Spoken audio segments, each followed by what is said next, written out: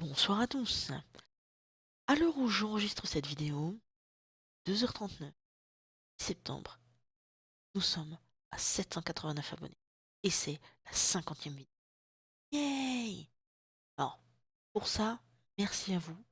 Parce que je pense que si vous n'aviez pas été là, j'aurais sans doute continué, mais pas forcément avec la même motivation. Donc franchement, ultra cool. Et je suis super contente. Voilà. Et puis, pour cette 50e vidéo, je me suis dit, de quoi est-ce que je pourrais parler? Vu que ces temps-ci, quand vous me suggérez des choses en commentaire, c'est souvent des sujets assez sérieux et ça reste très intéressant, donc je le fais quand même. Du coup, je me dis que quand j'ai une idée bien barrée qui me passe par la tête, j'y vais à fond. Ce qui est le cas maintenant, puisque nous allons parler de sites de rencontres. Cette vidéo, en gros, elle s'adresse aux personnes qui éventuellement pensent se lancer dans l'aventure, n'osent pas trop, ou alors c'est aussi pour ceux qui veulent convaincre un ou une de se lancer dans l'aventure. Enfin bref, on va dire c'est un témoignage sur l'expérience par rapport au site de rencontre.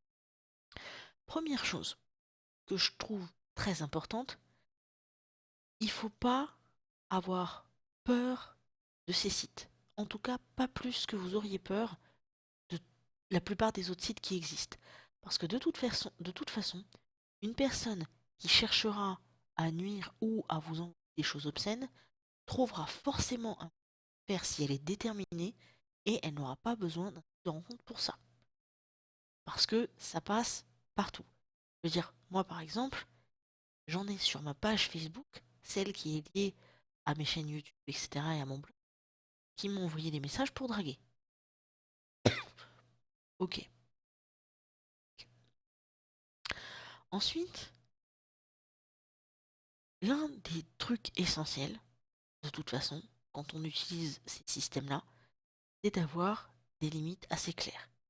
Et quand même de garder une certaine réserve et une certaine prudence. C'est-à-dire que c'est pas en 3 messages échangés avec quelqu'un que vous allez la connaître par cœur, que vous allez pouvoir automatiquement faire confiance, peu importe ce qu'elle vous dit, parce que, bon, je dis bien qu'il faut pas se méfier, mais il faut pas se lancer comme ça à la va-vite non plus. Euh, pour ma part, j'ai eu énormément de chance puisque toutes les personnes que j'ai rencontrées et que j'ai encore dans ma vie, il y en a un pote et l'autre je suis marié avec et que j'ai énormément. Et pour ma part, à l'époque, pour déterminer en gros ceux qui pouvaient être corrects ou pas, sachant que oui, femme qui cherchait des hommes, voilà, donc c'est ça que c'est dans l'écrit, en gros il fallait que le profil soit raisonnablement rempli. C'est-à-dire que par exemple quand une ligne, c'était foutu.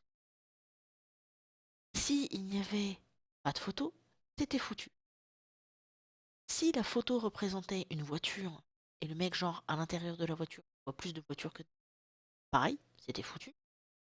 Si le mec ne savait pas écrire, c'était foutu.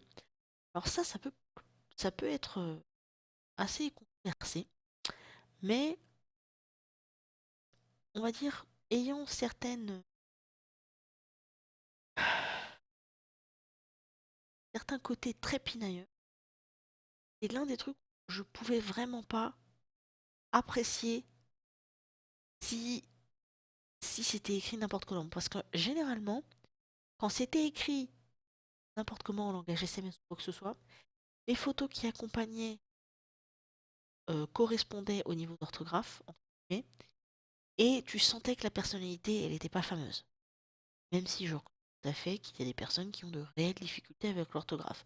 Et je ne peux absolument pas me permettre de les juger vis-à-vis de ça. Et puis, ensuite, que dire d'autre?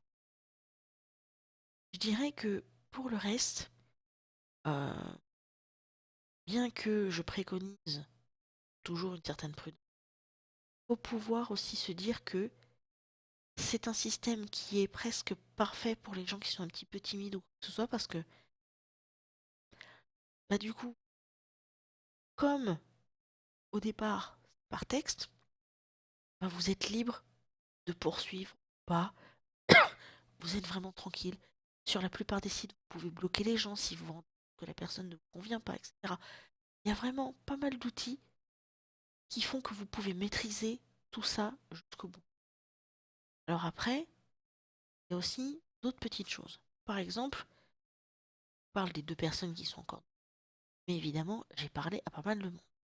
Et vous avez des personnages qui se repèrent assez vite. Par exemple, vous avez le type qui parle et qui en 5 minutes veut absolument discuter avec vous, mais hors site. C'est à se demander, il y a de louche, parce que si t'es sur le site, mon gars, c'est bien pour une raison. Il y a ensuite le type qui veut une rencontre en même pas 24 heures. C'est-à-dire que le mec a à peine échangé une de message avec toi, qui veut déjà te rencontrer. Alors écoute mon gars, je t'explique. Moi, je te parle un petit peu d'abord et on voit après. Je me rappelle, il y en avait un.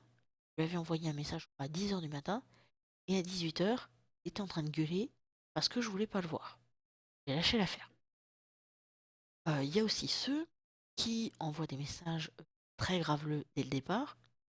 Et là, par contre, c'est plus délicat parce que ça dépend de votre sensibilité. Moi, très généralement, quand c'est carrément dégueulasse, je zappe. Et puis après, bon, on discute comme on a envie.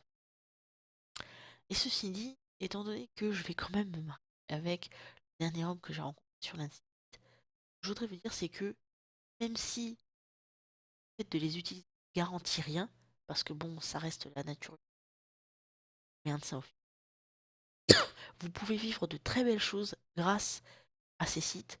Et du coup, faut vraiment pas se fermer. Du coup, comme je vous le disais au départ, si vous souhaitez convaincre quelqu'un de se lancer dans l'aventure, n'hésitez pas à passer ces... Si vous-même vous hésitiez, j'espère qu'au moins vous laisserez une chance. Et si vous avez des histoires incroyables à nous raconter, n'hésitez pas à les mettre en commentaire. Et également à aimer, partager, à vous abonner à cette chaîne.